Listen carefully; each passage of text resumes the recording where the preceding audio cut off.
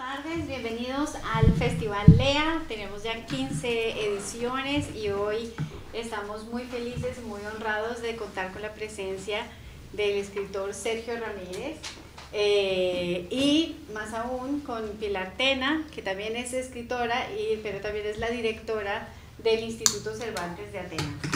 Así que en este café entrevista es un momento en el que conocemos más a fondo al escritor, más de cerca, y estoy segura que con Pilar y con Sergio vamos a encontrar, a conocer a Sergio Ramírez, al escritor, al hombre, a esta persona que tanto estamos esperando para este festival. Así que muchísimas gracias a todos por estar aquí con nosotros. Pilar y Sergio, gracias por estar con nosotros y los dejo. Muchas gracias. Gracias.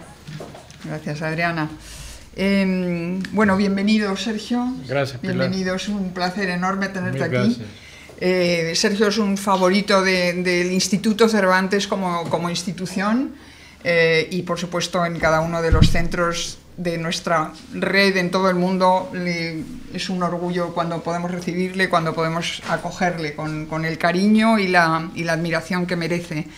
Yo, después de preparar un poco esta charla, después, debería haberlo hecho antes, he mirado lo que ponía en nuestro programa sobre este café entrevista y ponía cuáles son las fronteras entre el escritor y el lector, dónde están los límites entre los dramas del pasado y los dramas del presente.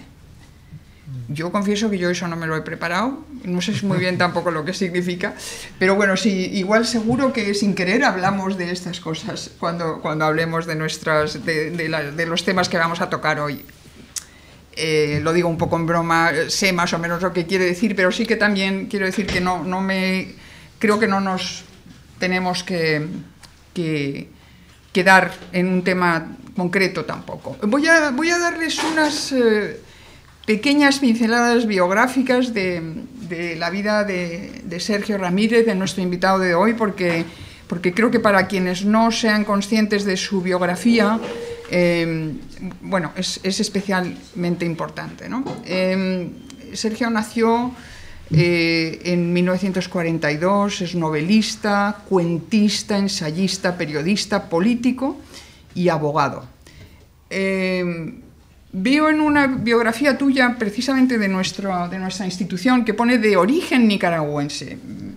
Yo diría que eres nicaragüense, aunque porque tener un pasaporte o no, al final tampoco es tan significativo. Entonces, bueno, lo que sí que es verdad es que desde 2018 cuenta con la nacionalidad española y también la colombiana. Sergio fue vicepresidente de su país desde 1985 hasta 1990.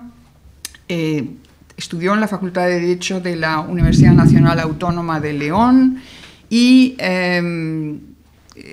ya en la universidad tuvo una vida, unas experiencias muy intensas de todo tipo, de las que quizá podamos hablar después.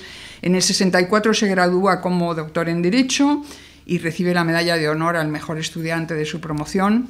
Y ya entonces en la universidad dirige 2 revistas, primero Ventana, después Repertorio, si no me equivoco, y empieza también enseguida, desde muy joven, a escribir. También espero que nos cuente algo más de esto. Primero un primer relato, El estudiante, 3 años después Cuentos, que es su primer libro, y luego ya su primera novela en el 70, que se llama Tiempo de fulgor. Y a partir de entonces ha escrito realmente en ambos géneros, también tiene una presencia importante en los medios de comunicación como ensayista, periodista. También ha sido editor, con varias experiencias en el mundo editorial, tanto primero en la universidad como en el 81, la editorial Nueva Nicaragua, y también ya desde finales de los 90 del siglo pasado ha sido varias veces, ha enseñado en varias universidades del mundo, Estados Unidos, Perú, México, España, Chile y demás. Como digo, ha sido periodista, ha dirigido publicaciones importantes también. ha trabajado en medios centroamericanos, en fin, Sergio tiene una biografía larguísima y muy rica y muy densa. Su obra literaria ha sido traducida a más de 20 idiomas. También espero que podamos hablar después del Encuentro Literario Centroamérica Cuenta, que tú fundaste hace unos 10 años más o menos, y bueno, para que nos cuente un poco sobre este festival, que también ha tenido sus vicisitudes en los últimos años. Por supuesto, la biografía literaria de Sergio no se puede separar de su biografía pública, política. Como hemos mencionado, fue vicepresidente de Nicaragua durante 5 años, pero en 1996 se retira ya de la política y se dedica a la literatura, publicando un libro un poco más tarde, en el 99, que se llama Adiós muchachos, en el que cuenta, son unas memorias políticas de esos años tan importantes. Los premios son muchos los que ha recibido, pero vamos a mencionar nada más el premio Alfaguara en 1988 por Margarita está linda la mar, que es bueno, un momento clave en su carrera literaria. Y en 2011 el premio en Chile, el Premio Iberoamericano de Letras José Donoso, y finalmente en 2017 el Premio Cervantes de Literatura.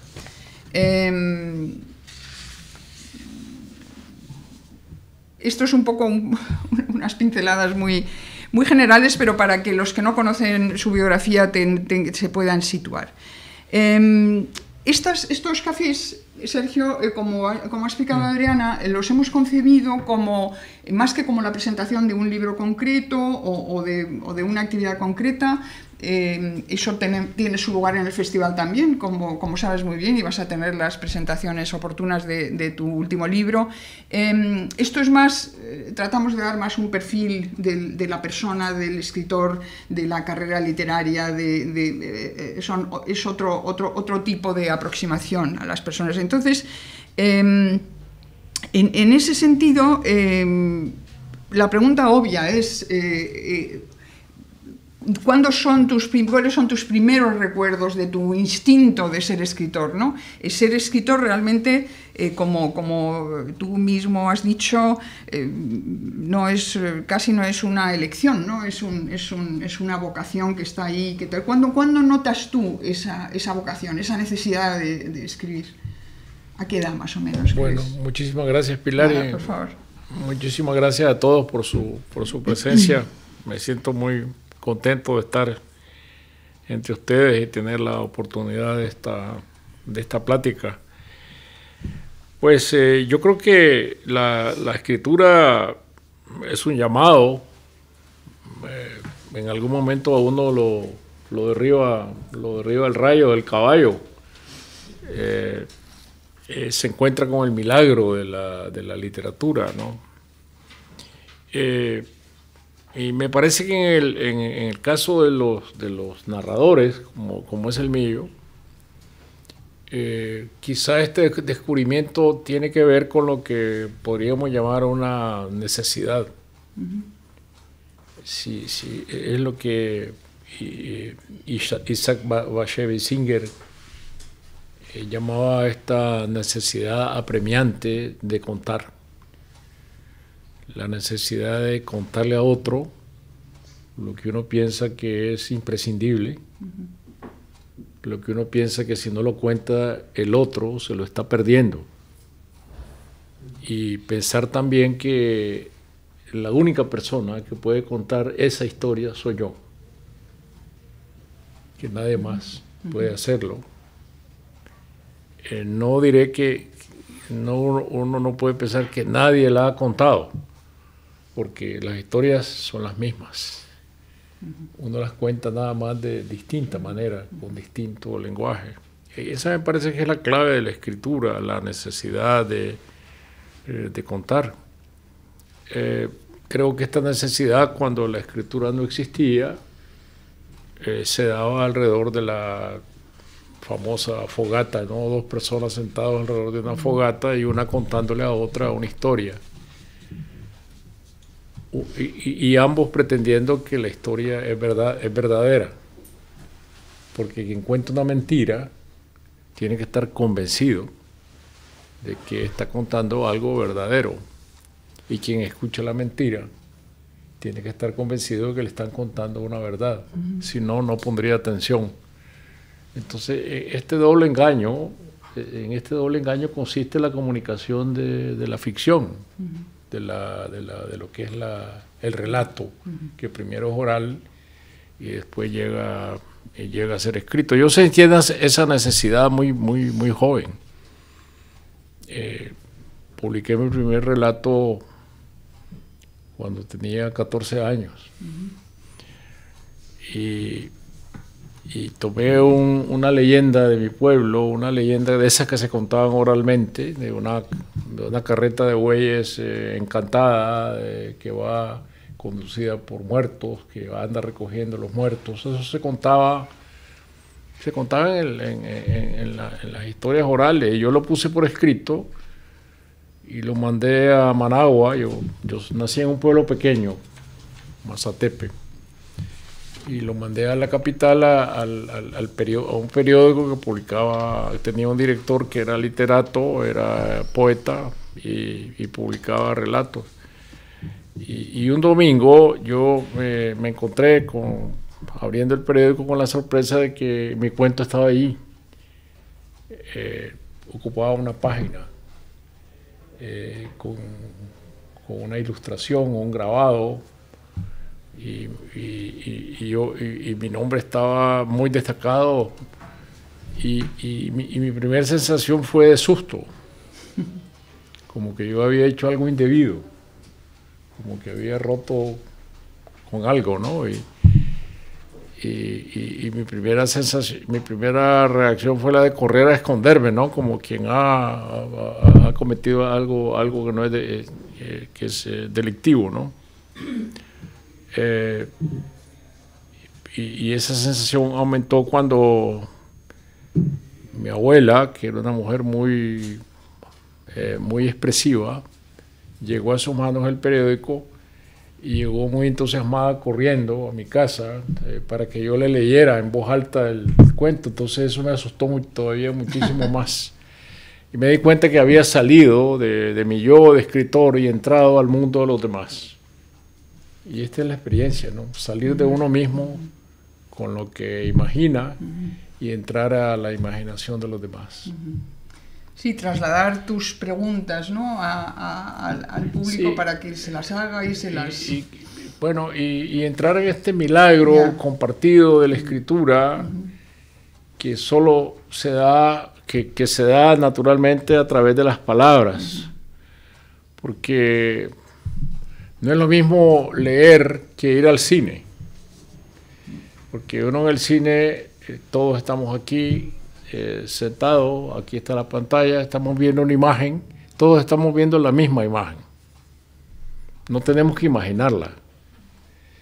En la literatura estamos leyendo signos, y con la imaginación estoy descifrando esos signos. Quien escribe me los entrega cifrados. Imagina y cifra la imaginación. Y yo que leo tengo que descifrar la imaginación.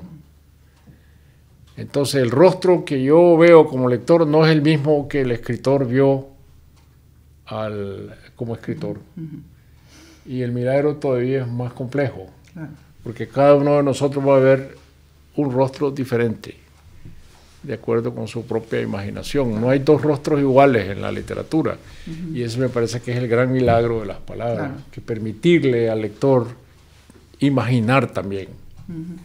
Sí, yo siempre muchas veces pienso, ¿no?, que en cada libro que hay en una biblioteca, de los miles y miles de libros que tenemos aquí, en realidad se multiplican muchas veces cada uno de ellos, porque cada lector lee un libro diferente, ¿no? Sí, pues, tenemos a veces imágenes compartidas.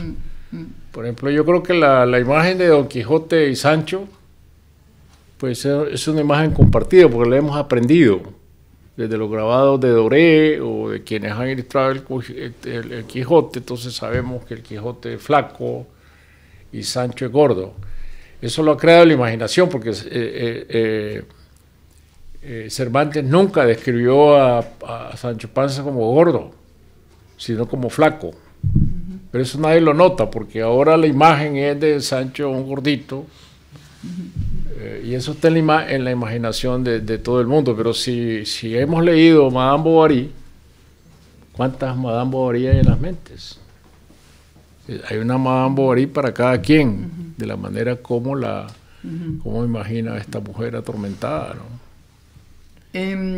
Volviendo a tu infancia, bueno, juventud, he leído que tu padre quería que fueras abogado. Tú tenías ya veleidades literarias, pero tu padre quería que fueras abogado y que fueras el primer abogado en una familia básicamente de músicos, pero en el que él también se reveló un poco y fue tendero, tuvo una tienda. Bueno, yo conté esta historia hace poco en un artículo que escribí para el diario El País, porque con motivo de que en Nicaragua la dictadura de la familia Ortega no solo me quitó la ciudadanía primero, sino que después me quitó el título de abogado. La Corte Suprema dio un decreto diciendo que yo no era ya más abogado. Entonces yo escribí este artículo para recordar por qué me hice abogado. Y es precisamente porque yo vengo de una familia de músicos en mi pueblo pequeño. Mi abuelo era músico, violinista, compositor, y cuando sus hijos crecieron, eran muchos hijos, confió a cada uno de ellos aprender un instrumento musical. Entonces mis tíos, uno tocaba el cello, otro el violín, otro la flauta traversa, otro el clarinete, y mi abuelo le encargó a mi padre el contrabajo, pero él no se avino con el contrabajo, porque se tenía que llevarlo de un lado para otro, y entonces decidió hacerse comerciante y abrió una tienda. Claro, eran músicos pobres, no hay en Nicaragua músicos con fortuna, ¿no? Y mi familia, obviamente, con tantos tíos, era una familia muy numerosa. Yo tenía 56 primos. ¿Primos hermanos? Hermanos, sí. Qué barbaridad. 20 tíos de los dos lados, ¿no? Y 56 primos hermanos.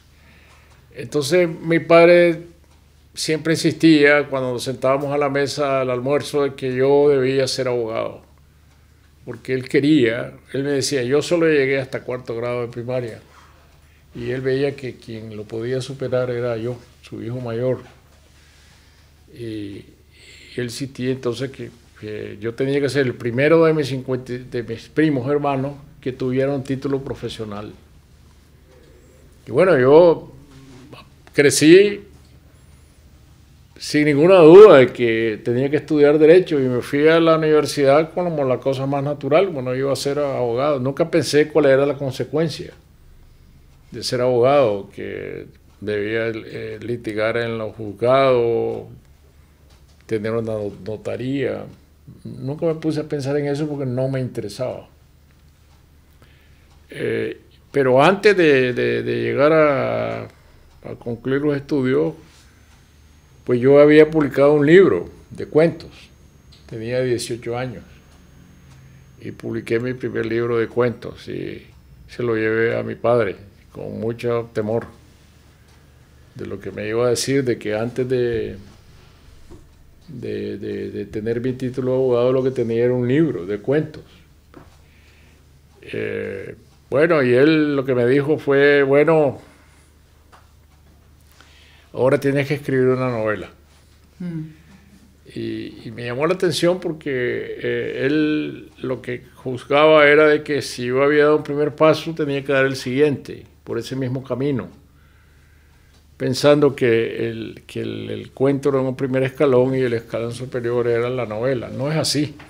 Claro, mi padre no era crítico literario. Son dos géneros distintos, con distintos grados de dificultad, como se dice en el atletismo, ¿no?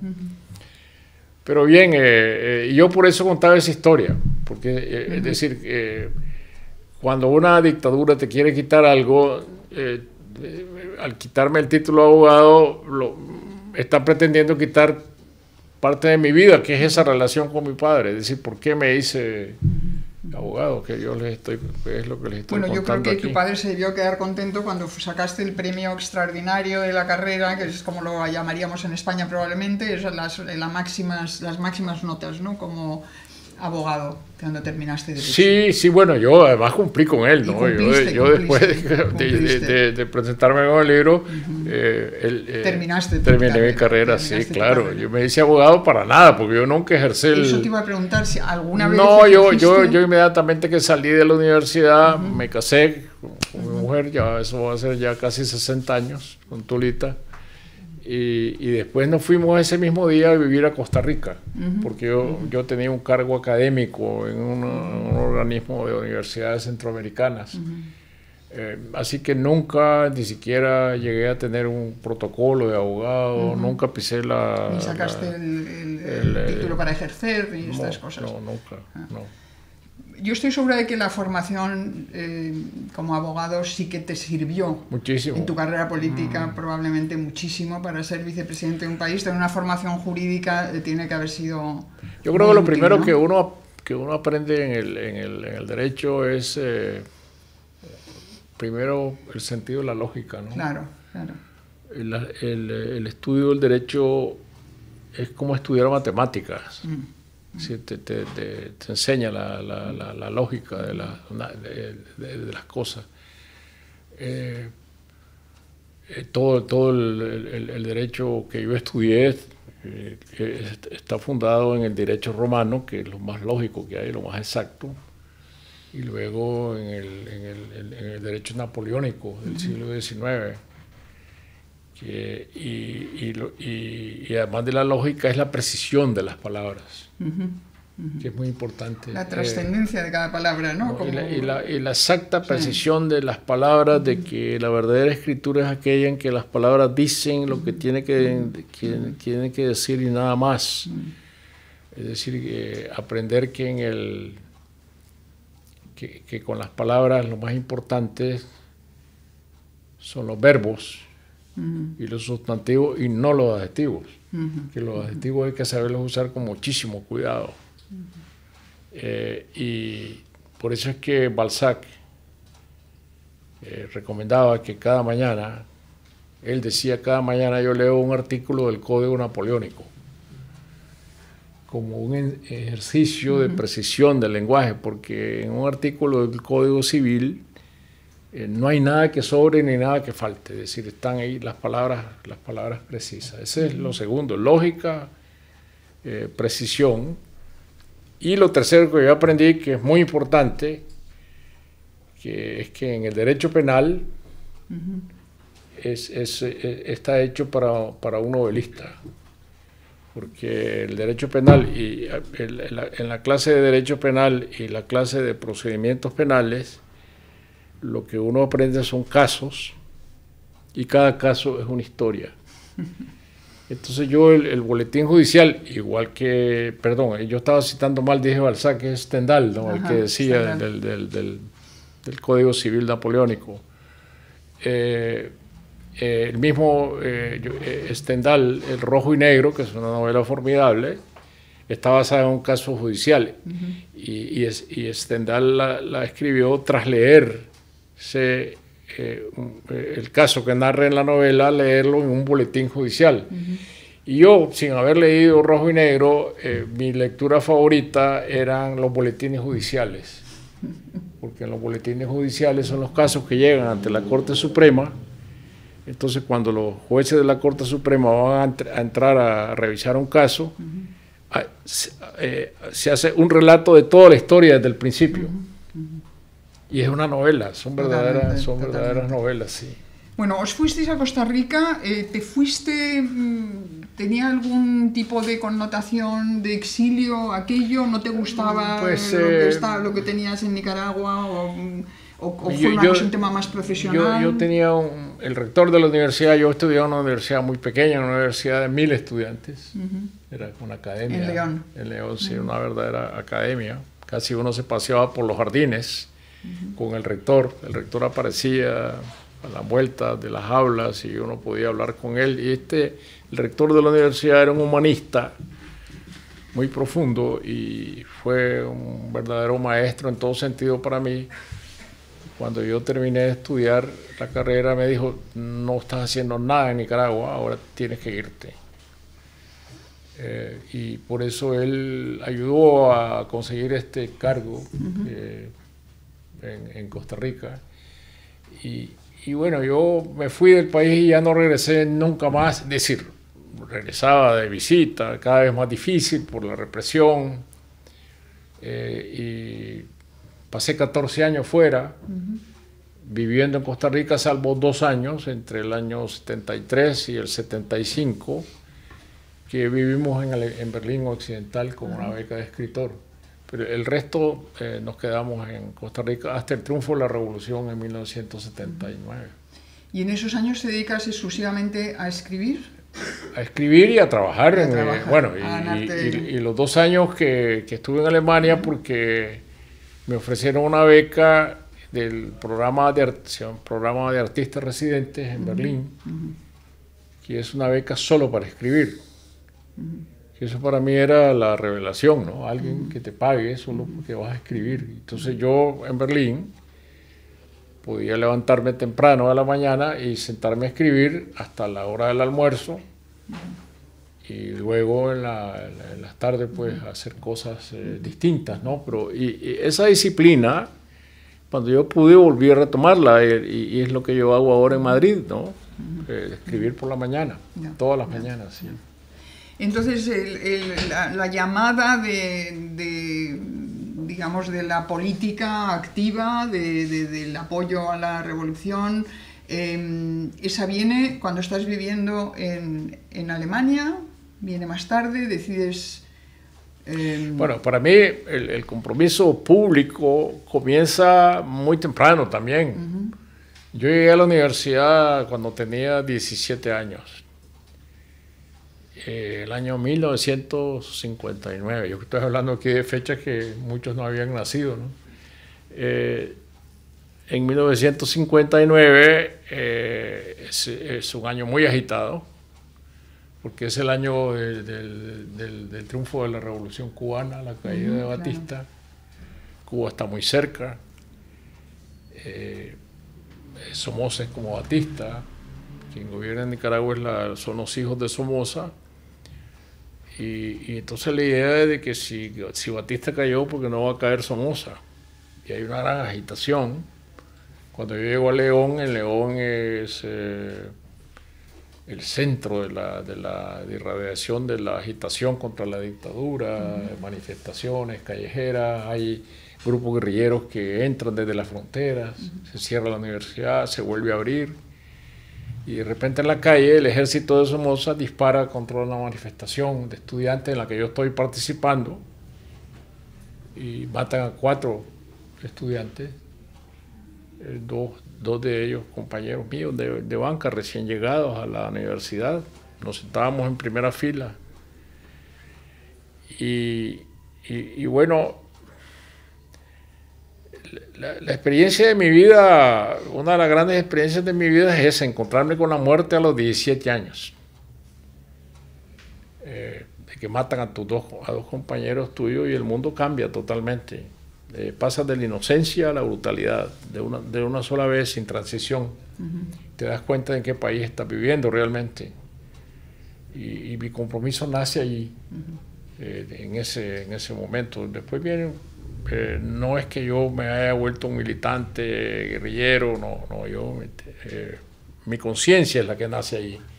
Yo me incorporo a la revolución en el año 1975. a través del grupo de intelectuales. Exactamente, y demás, ¿no? en respaldo al Frente Sandinista, y yo regreso a Nicaragua. Somoza dicta una orden de prisión contra mí, contra los que formamos este grupo que respalda al Frente Sandinista, donde hay sacerdotes, intelectuales, profesionales, empresarios. Y lo que hacemos es volver a Nicaragua a desafiar la orden de prisión de Somoza en el año 78, un año antes del triunfo de la revolución. Bueno, luego pasó tu época en el gobierno, que eso habrá otros lugares donde hablarlo y demás, pero me interesa de tu época en el gobierno, 5 años, ni más ni menos que como vicepresidente de un país que está haciendo una revolución, que no es un gobierno normal, sino es un gobierno revolucionario que tiene tantas cosas pendientes, ¿no? Me imagino. ¿Conseguiste escribir algo mientras estabas en el gobierno o son 5 años de yermo? Bueno, yo cuando yo vamos a ver, yo salgo de Alemania, yo termino mi estancia en Berlín en el año 75. Y entonces me ofrecen un director de teatro que llegaba a poner obras a Berlín, que se llamaba Armand Gatti. Me ofrece venirme a París, porque se va a abrir el Centro Pompidou y se va a abrir un departamento de cine, y él me invita a que yo vaya ahí a trabajar como guionista de cine. Y entonces yo escogí entre quedarme en Francia y volver a Nicaragua a incorporarme a la lucha contra Somoza. Fue una decisión muy trascendental en mi vida, porque si yo me quedaba en Francia, pues yo hubiera sido otro intelectual latinoamericano viviendo en Francia, y quizás lo que hubiera ocurrido es que una mañana que yo salgo a comprar Le Monde al kiosco, me encuentro con que cayó Somoza.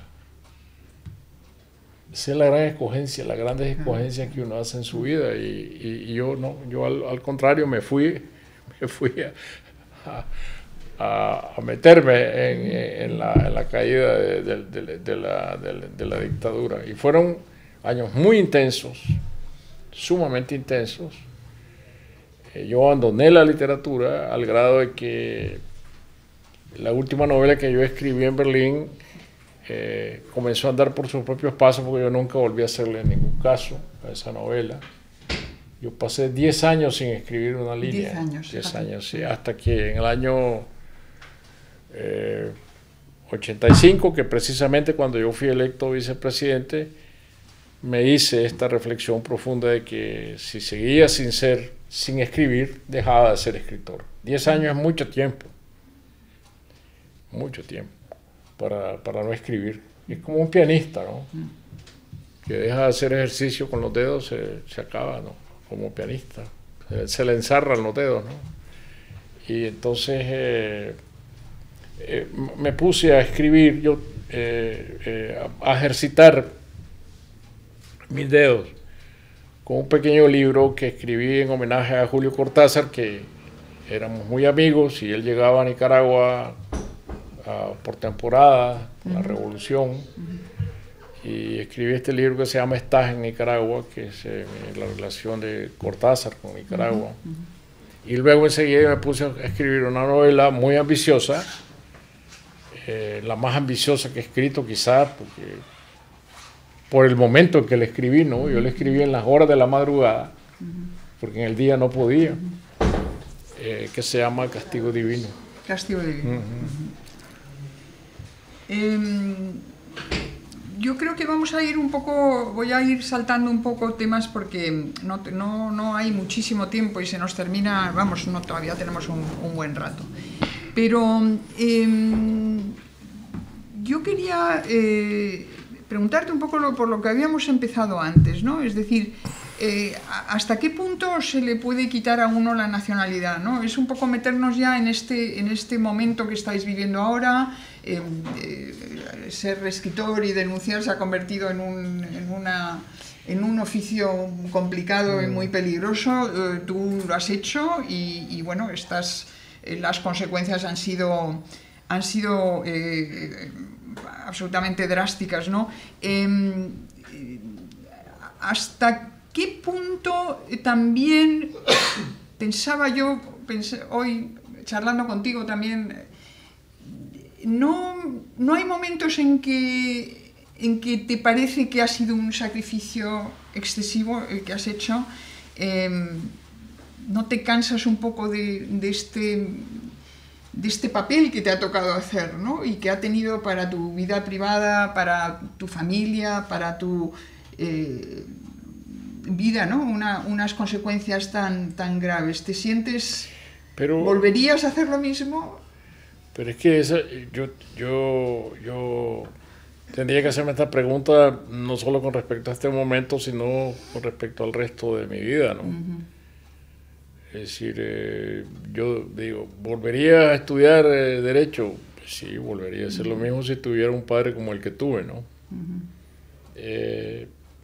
¿Volvería a la universidad? ¿Te comprometerías a fondo? Me volvería a comprometer a los 17 años. ¿Entraría de nuevo a una revolución para derrocar una dictadura? Si tuviera los 30 años que tenía entonces, en 1979, mi respuesta sería sí, volvería a hacerlo, ¿no? Y en escritura, en América Latina, ser escritor es un oficio que lo asumes tal como viene o no puedes asumirlo. Es decir, la literatura nunca es independiente de la vida pública. Claro, tú puedes ser un escritor callado, un poeta de gabinete, que no te metes en la política, pero en general, si tú tocas los temas de la vida pública, estás tocando el peligro. Porque ¿dónde están los temas de la vida pública en América Latina, en las dictaduras militares? No puedes escribir una escena de amor si no suenan unos balazos en la calle. No hay escenas de amor en silencio.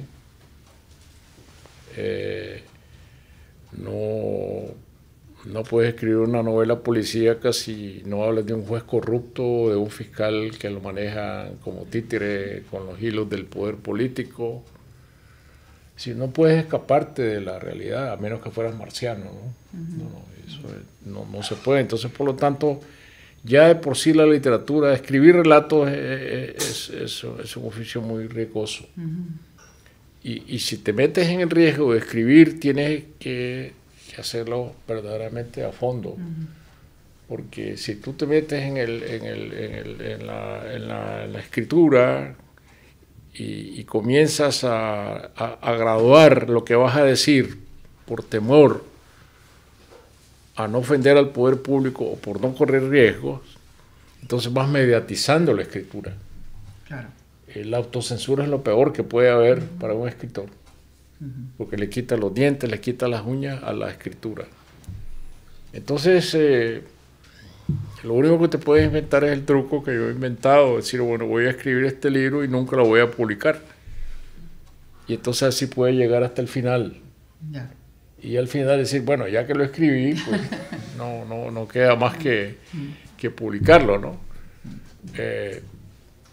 Y claro, yo cuando esta última novela por la cual yo fui reprimido, Tongolele no sabía bailar, pues cuando salió yo dije, voy a irritar al poder público, pero nunca creí que al extremo, primero de prohibir el libro y después de quitarme la nacionalidad. No lo preveías. No, porque las cosas no habían empeorado tanto. Ahora se puede esperar cualquier cosa en Nicaragua. Están prohibidas hasta las procesiones religiosas, entonces no hay un solo medio de comunicación.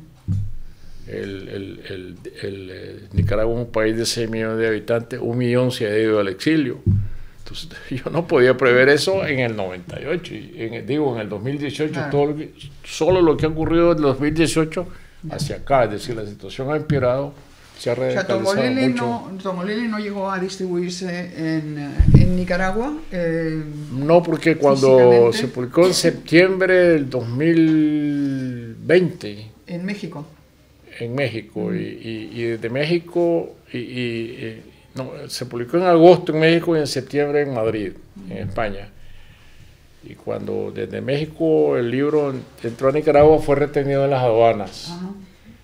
Entonces la editorial me avisó a mí de que estaba retenido y estábamos entre la editorial y yo íbamos a hacer un comunicado denunciando esto cuando fue anunciado que me habían abierto un proceso judicial. Sí. Bueno, a ti te imputan delitos de lavado de dinero, bienes y activos, menoscabo a la integridad nacional, provocación, proposición, conspiración. Realmente, qué capacidad, ¿no? Para... Exactamente, son los mismos delitos por los que me acusó Somoza en el año 77. Ya, sí. Qué casualidad. Sí. Bueno, otra cosa que te quería preguntar, a todo el mundo los que lo seguimos un poco desde nuestros, desde luego nosotros, la gente del Instituto Cervantes y personas, mucha gente con la que he hablado, seguimos con mucha emoción tu llegada a España y sobre todo el apoyo tan impresionante, fue tremendo, ¿no? sí, impresionante. Fue impresionante, sí, el apoyo sí. de los intelectuales, el apoyo de la Real Academia Española, por ejemplo, hizo un comunicado impresionante, absolutamente rotundo, ¿no? de apoyo a ti, compañeros, colegas tuyos, escritores, intelectuales. Realmente ha sido una cosa incondicional, sí, ¿no? Realmente, ¿Eso sí. te ha sorprendido? Pues claro, ¿no? Te ha sorprendido y te llena muchísimo de fortaleza, ¿no? Porque lo que pasa es que en estas situaciones son tienen extremos tan radicales que uno tiene que buscar cómo no agarrarse de algo en el vacío, ¿no? Porque si no sientes que vas cayendo y que no hay lugar, no hay momento en que vas a terminar de caer. Entonces, me parece que para mí el hecho de haber ido a España en septiembre a presentarle esta novela y haber decidido quedarme allí fue una decisión clave, porque primero anduve un poco errante, ¿no? En Madrid, casi desde septiembre hasta enero, viendo qué hacíamos, es decir, el primer momento del exilio es el síndrome de la maleta abierta, ¿no? Claro. Tú no cierras la maleta, no sabes a dónde te vas a ir, has dejado todo atrás, salimos para un viaje corto y de repente se vuelve un viaje tan largo, ¿no?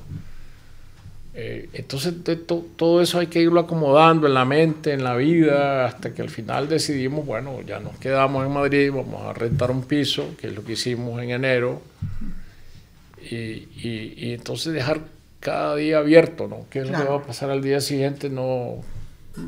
Es decir, a mí en español existe una palabra que a mí me gusta mucho, que es indefinido, porque indefinido parece que fuera que no tiene término, ¿no? Indefinido es lo que no está simplemente definido. Cuando se defina veremos. Pero en este momento estamos en una situación indefinida. Sí. Pero más o menos estable y agradable, sí, y estáis rodeados de cariño. Claro, vivir en Madrid es una gran dicha en el sentido de que es una ciudad con una enorme oferta cultural, una ciudad muy agradable de vivir, muy amigable, con muchos amigos en todo sentido, ¿no? No sé cómo estamos. Quería dejar por si acaso alguien quería hacer alguna pregunta, pero a mí tengo gran admiración por este Festival Centroamérica Cuenta, que creo que es obra tuya, ¿no? Fue una idea tuya. ¿Qué está pasando? ¿Se mantiene? Bueno, creamos este festival en Managua, para acercar a los escritores de lengua española con los escritores centroamericanos, y luego por las condiciones políticas adversas lo suspendimos, luego lo empezamos a hacerlo itinerante, primero en Costa Rica, después en Guatemala, ahora este año lo tuvimos en República Dominicana, el año próximo en Panamá. Tenemos un festival paralelo en Madrid, con la Casa de América, y bueno, me parece que es un espacio en el cual a mí me gusta cultivar la relación de los escritores en América Latina y ahora con los escritores en España. Y no solo la literatura, sino también la música, el cine. Ahora en Panamá vamos a tener el año que viene a González Iñárritu hablando de cine. Claro. Vamos a tener a Rubén Blades hablando de música. Vamos a tener a Gastón Acurio de Perú hablando de gastronomía y literatura. Entonces, enseñar que la literatura no es la vida, ¿no? La literatura está relacionada con todo en la vida, sí. Claro que sí. Estamos ya muy regular de tiempo, pero me gustaría dejar si alguien quisiera hacer alguna pregunta a Sergio. Ahí. Por favor. Sí recuerdo muy bien una de las peculiaridades de la dictadura de la familia Somoza fue que duró casi 50 años, o 45-50 años, y fue el padre, el primer hijo, el amigo de la familia, el segundo hijo, y por eso fue una dinastía. Sí, sí. Una verdadera dinastía que duró desde los años de Roosevelt hasta... No, desde antes. Sí, de los años de Roosevelt, sí, más o menos, porque Somoza fue integrado como jefe del ejército por los Estados Unidos en 1934. Dura desde 1934 hasta que Somoza le da muerte en 1956. Un poeta lo mata. Y luego del 56 en adelante hasta el 79 es que pasan a tener el poder sus hijos. Cuando la revolución en 79, Somoza ya preparaba a su heredero. Y ahora Ortega tiene en el poder desde el 2006, es decir, casi van a ser 20 años de este periodo, más el periodo anterior, y solo él. Pero ahora gobierna con su esposa, que eso es nuevo en Nicaragua. Un matrimonio dictatorial, ¿no? Y ya están preparando a sus hijos. ¿Tenéis algún otro comentario? ¿Algún comentario rápido para que lleguemos a las 7? Sí. Bueno, yo espero, a mí se me han quedado muchos temas en el tintero, pero eso pasa siempre y además suele ser buena señal. Quería preguntarte un poco más del futuro, de los temas más actuales de la literatura, de la inteligencia artificial, todas estas cosas que ahora todo el mundo pregunta constantemente a todo el mundo, pero que estamos en un reino de... Eso sí que es lo indefinido, como tú decías, lo imprevisible e indefinido. Previsible más peligroso. Sí. Muchísimas gracias. No, a ti, Pilar, muchas gracias, muy amable. Espero, Sergio, que no te agotemos estos días con tantas actividades. Encantado. Y un placer y nada, hasta el año que viene. Y muchísimas gracias a todos. Muchas gracias.